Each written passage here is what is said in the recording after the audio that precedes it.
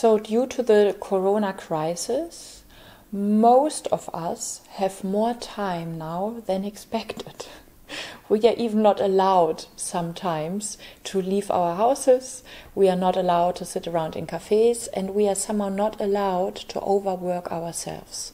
So it's a great time for focusing on projects, on things we always procrastinated, or we always didn't manage to start or to finish because everything else seemed to be more important. So far. And now I want to invite us to a challenge that is even more challenging than focusing on your number one project and making things done. And that is, if you now, due to Corona, have more time than usual, the first and foremost thing you can practice is tolerating space and having time. Tolerate space. Tolerate having time. Tolerate a life that becomes slowly slower and slower. And why is this such a bigger challenge and maybe more rewarding than focusing on the better or deeper achievement?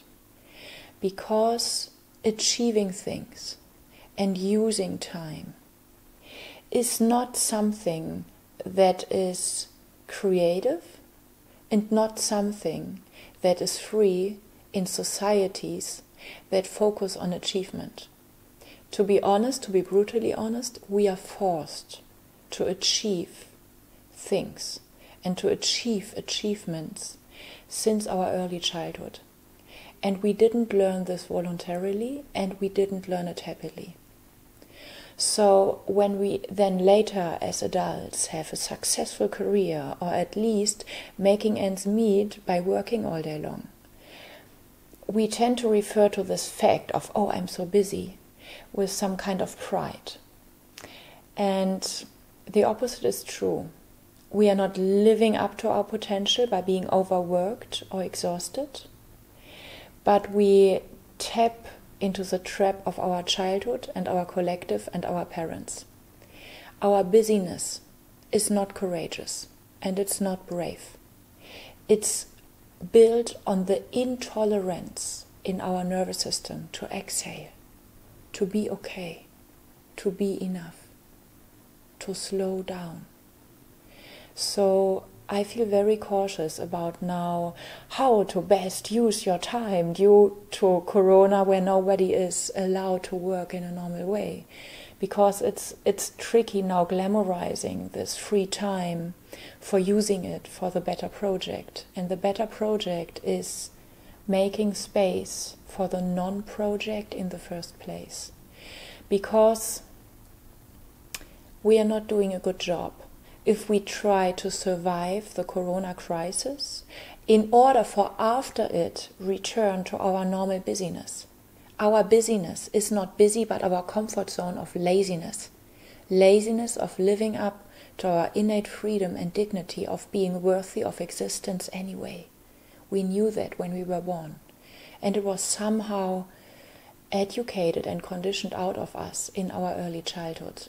So using free time for being reminded deep down in myself on my inner freedom of being, of sleeping, of working and not working, is something that I want to call courageous. And it's something that I want to call a global shift in our healing that we need anyway.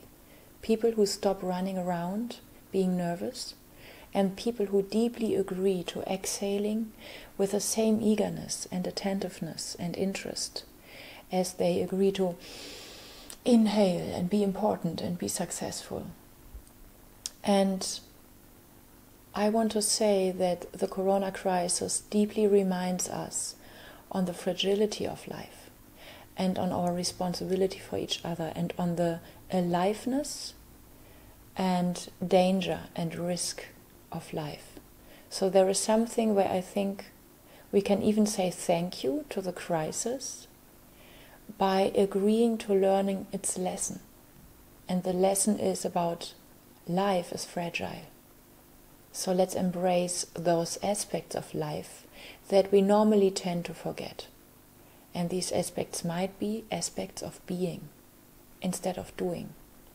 So whatever we will do during the next weeks in the internet, because we are not allowed to run around outside and be important in our normal way, let's fill this doing side in the internet with huge amounts of beingness. In the internet or not in the internet, but be.